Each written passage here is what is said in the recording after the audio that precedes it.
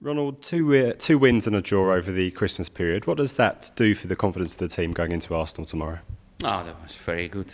I think the most important was the win against Crystal Palace, because it was a difficult game, and maybe the feeling about the Chelsea game was well so important, because there was the first point against a big team, and we deserved that point. We knew that it will be very difficult, but we showed a great spirit in the team, and that was important to keep 1 point, because you can play well, you can complain them, you can create chances, but if you don't have the result, then it's difficult to keep that confidence, and that we have to show tomorrow. Psychologically, was that quite a bit of a hurdle for your team to get over, having come so close against so many big teams this season? To, as you say, actually get that point was a big achievement for them, wasn't it? Yeah, and maybe a little bit in a different way how we played, because Chelsea was the dominated team in the second half, and of course about that we played the second game in 48 hours was difficult. You saw that in the second half about a lot of players very tired, but the spirit and the ambition of the players kept everybody together, and it was a winning point. Tomorrow is different. I think tomorrow the game will be, in my opinion, more in balance, and a different way of how play Arsenal compared to Chelsea. And we look forward for tomorrow. It's the second time you played Arsenal in around a month, really. That was a difficult night, wasn't it? A very frustrating result, slightly harsh result. Is there a score to settle maybe for your team tomorrow?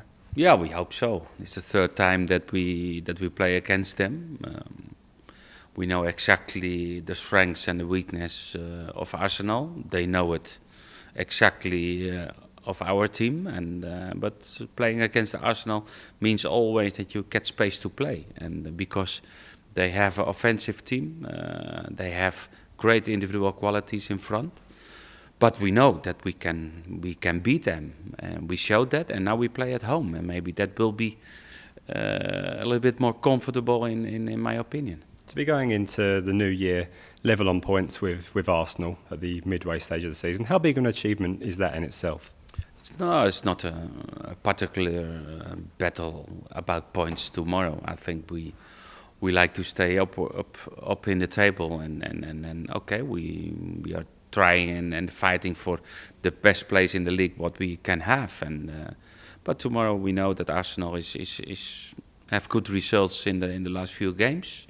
It looks that the defensive part of the team is a little bit more stronger than it was before, and we know it's difficult because they have great players, they have a great team, but we showed already against the other big ones that we can compare against them, and if we show that belief, if we show that spirit, then you can win against them. In terms of your options for tomorrow, obviously you were without Nathaniel Clyne for the last game. I'm assuming he's going to still be out. Who do you see as the more natural replacement for him? Because you used both Maya Yoshida and Toby Alderweireld there at the weekend. Which one of those do you favour really for that position? No, a little bit depends our opponent. I think Toby in that position is a little bit more offensive than Maya is. And we have to choose what is the best for the team for tomorrow. But both players can occupy that position. And obviously Morgan Schneiderlin now suspended. Do you see Harrison Reed maybe having a chance for this game? Yeah, it's a possibility for tomorrow, because Harry showed his qualities against Everton. And we have to look what the best is for the team, and the best team will start. In terms of how the squad dealt with that challenge of 2 games in 3 days, do you feel they came through it well? Because it's something that you'd mentioned a couple of times in the month building up, just how difficult it was going to be. Do you feel they handled that challenge well? Yeah, they handle it fantastic. You can't do anything about tiredness of players, because that 2 games in 48 hours, it's very difficult to have that physical for both games.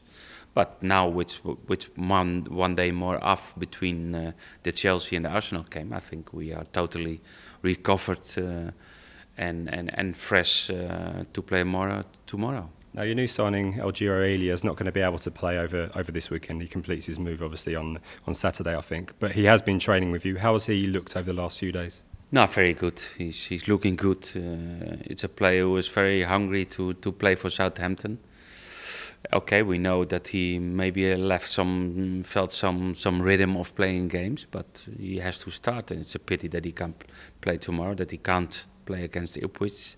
But after that, he is available for the team, and the rest he is doing good training sessions to adapt to the rest of the players and to the team, and that's going well. Just finally, then, obviously going into a new year tomorrow, how do you look back on 2014 from a personal level?